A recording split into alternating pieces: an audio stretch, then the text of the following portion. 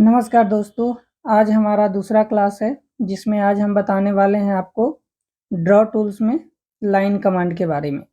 Line जो है वो टोटल हम 4 प्रकार से बना सकते हैं। तो आज पहला जो मेथड है लाइन का, उसे हम बोलते हैं एब्सोल्यूट कोऑर्डिनेट सिस्टम। आज इस मेथड से हम सीखेंगे कि लाइन कैसे ड्रॉ किया जाता है। तो एब्सोल्यूट कोऑर्डिनेट सिस्टम में हमेशा ऐड करने की बात होती है, हमेशा हम लोग ऐड या सब्ट्रैक्ट करके एक लाइन ड्रॉ करेंगे।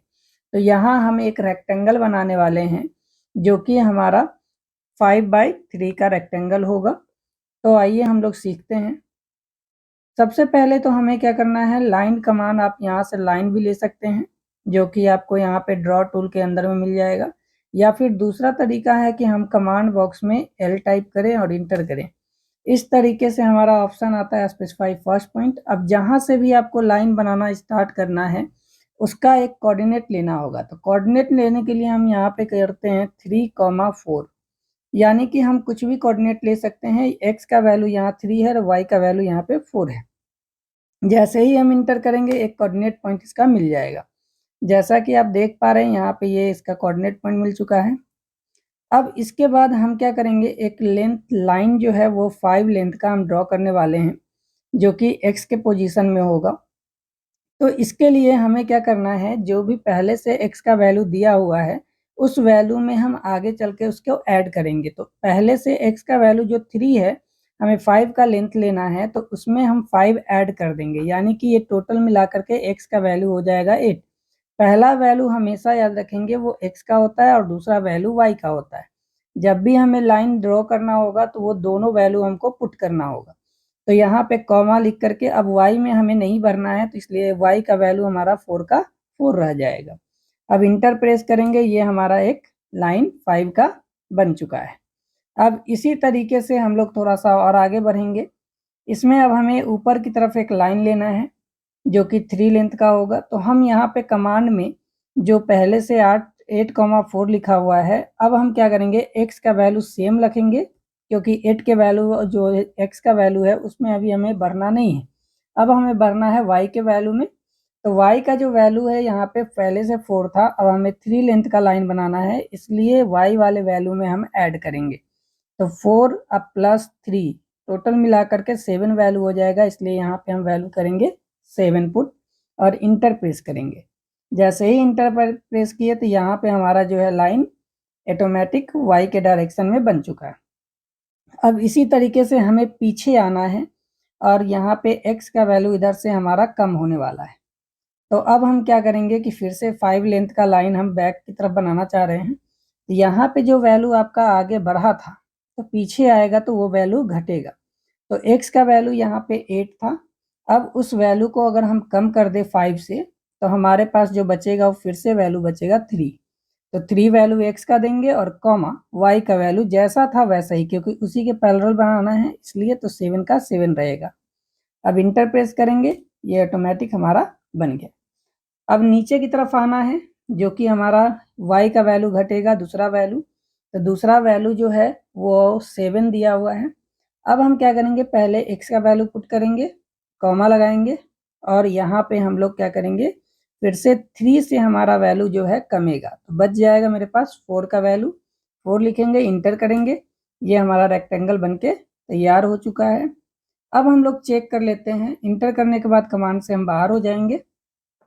अब अगर इस रेक्टेंगल को आपको चेक करना है कि इसका वैल्यू कितना है, तो आपको लीनियर से चेक करना है या फिर डायमेंशन से भी चेक कर सकते हैं। यहाँ पे डायमेंशन है, यहाँ पे लीनियर है। क्लिक कीजिएगा, पहले कॉर्नर पे पिक करना है, दूसरे कॉर्नर पे पिक करना है, उसके बाद यहाँ पे दिख जाएगा। तो ये 5 का आपको दिख गया। और यहाँ पे y का पोर्शन चेक करना है, तो यहाँ से क्लिक करेंगे, पहला और ये दूसरा, ये ऑटोमेटिक हमारा y का भी डायरेक्शन आ चुका है। तो इस तरीके से आपने देखा कि हम एब्सोल्यूट कोऑर्डिनेट सिस्टम से ये रेक्टेंगल हमने तैयार किया है। तो लाइन का पहला मेथड है, इससे हम बहुत चीज़ें बना सकते हैं। तो अब हम लोग इसके माध्यम से एक एफ जो है वो हम बना करके आप लोग को दिखाएंगे। ई कैसे बनाएं, एफ कैसे बनाएं और एच कैसे बनाएं। अब ये 3 चीज़ें हम बनाकर यहाँ पे आपको दिखाएंगे जो कि एब्सोल्यूट कोऑर्डिनेट सिस्टम से होगा, जो लाइन का ये पहला मेथड है। तो चलिए स्टार्ट करते हैं। सबसे पहले हम कमांड बॉक्स में लेते हैं L, इंटर करते हैं। यहाँ ऑप्शन आता है स्पेसिफाई फर्स्ट पॉइंट। हमें कहीं ना कहीं से स्टार्टिंग पॉइंट इसे बताना होगा, तो मान लीजिए हम स्टार्ट करते हैं 1,1 से, इंटर करते हैं। यहाँ पे हमारा ऑटोमेटिक जो है ये कोऑर्डिनेट ले चुका है। अब यहाँ पे ऑप्शन आता है स्पेसिफाई नेक्स्ट पॉइंट। अब हमें बनाना है, जब हमें ई बनाना है तो उसका कुछ वैल्यूएशन है, तो उस वैल्यू को दे करके हम यहाँ पे ई बनाएंगे। तो ई के लिए आपका जो है, मान लीजिए एक्स के वैल्यू में हम 6 का लाइन बनाना चाह रहे हैं, तो इसका जो वैल्यू हो जाएगा, अब ये हो जाएगा 7,1। हमने क्या किया है, 6 जो है वो लाइन आगे ड्रॉ करेंगे, तो यहाँ पे हमारा पहले से जो वैल्यू था वो 1 था, तो 6 आगे बढ़ेंगे तो वो हो जाएगा वैल्यू 7, और y में हमें कुछ नहीं भरना, इसलिए y का वैल्यू 1 का 1। इंटर प्रेस करेंगे, ये लाइन यहाँ पे ऑटोमेटिक 6 लेंथ का बन जाएगा। अब ऊपर की तरफ जो है हम वो 2 लेंथ का लाइन बनाना चाह रहे हैं, तो x का वैल्यू जैसे था वैसे ही रह जाएगा, यानी 7 का 7 रह जाएगा। और 2 लेंथ का हम लाइन बनाना चाह रहे हैं ऊपर की तरफ, तो पहले से हमारा वैल्यू जो था वो 1 था, अब इसमें 2 ऐड कर देंगे तो इसका वैल्यू हो जाएगा 3। इंटर प्रेस करेंगे, ऊपर की तरफ आ गए। अब पीछे की तरफ आना है, तो पीछे की तरफ हमें 4 लेंथ से घटना है, यानी 4 लेंथ का हमें लाइन बनाना है। तो इसके लिए फिर से हम क्या करेंगे, यहाँ पे जो x का वैल्यू जो दिया हुआ था 7, अब उसमें हम 4 क्या करेंगे, घटा देंगे, तो वैल्यू बच जाएगा 3, कॉमा, और y के वैल्यू में भी कोई भी चेंजिंग नहीं है, इसलिए y का वैल्यू रह जाएगा 3। इंटर करेंगे, फिर ऊपर की तरफ चलेंगे, तो ऊपर की तरफ से हमारा जो है y का वैल्यू बढ़ रहा है, तो हम क्या करेंगे, x का वैल्यू जैसे था वैसे ही रखेंगे और y के वैल्यू को बढ़ाएंगे। तो हम चाह रहे हैं 2 लेंथ का लाइन बढ़े, तो इसलिए पहले से 3 था, 2 अगर इसमें ऐड करेंगे तो हो जाएगा 5 का वैल्यू। इंटर करेंगे, ऊपर की तरफ चला जाएगा। फिर हमें आगे बढ़ना है और हम चाह रहे हैं कि इस बार जो है वो लाइन 2 लेंथ का बनाए, तो हम यहाँ पे जो वैल्यू देंगे वो देंगे x का वैल्यू 5 और कॉमा y का वैल्यू सेम का सेम रह जाएगा, 5 का 5। इसके बाद ऊपर की तरफ हम बढ़ेंगे तो x जो y जो वैल्यू है वो हमारा बढ़ेगा और x जैसे था वैसे ही रहेगा, तो x का वैल्यू 5 हो जाएगा और y का वैल्यू 7 हो जाएगा। इंटर करेंगे, फिर हम पीछे आएंगे, 2 वैल्यू से ही घटेंगे, तो x का वैल्यू घट रहा है इसलिए x का वैल्यू हो जाएगा 3 और y का वैल्यू सेम रह जाएगा 7। फिर हम ऊपर की तरफ बढ़ेंगे, फिर से 2 ही लेंथ का हमारा भरना है, तो x का वैल्यू सेम रह जाएगा 3 और y का वैल्यू हमारा इंक्रीज हो जाएगा, अब यहाँ लिखेंगे 9। इंटर। अब हम क्या करने वाले हैं कि 4 लेंथ से लाइन जो है वो इंक्रीज करने वाले हैं x के वैल्यू में, तो पहले से x का वैल्यू 3 है, अब हम इसमें 4 ऐड करेंगे तो ये हो जाएगा 7, कॉमा, और y का वैल्यू 9 का 9। इंटर। फिर ऊपर की तरफ हम बढ़ेंगे, तो यहाँ पे ऊपर के वैल्यू में हम 2 से इंक्रीज करेंगे, तो यहाँ वैल्यू जो हो जाएगा x का वैल्यू 7 और y का वैल्यू हो जाएगा 11। इंटर करेंगे, फिर पीछे आएंगे तो 6 हमसे हमारा घटना है, तो हम यहाँ 7 का वैल्यू कर देंगे 1 और y का वैल्यू जो है 11 का 11। इंटर।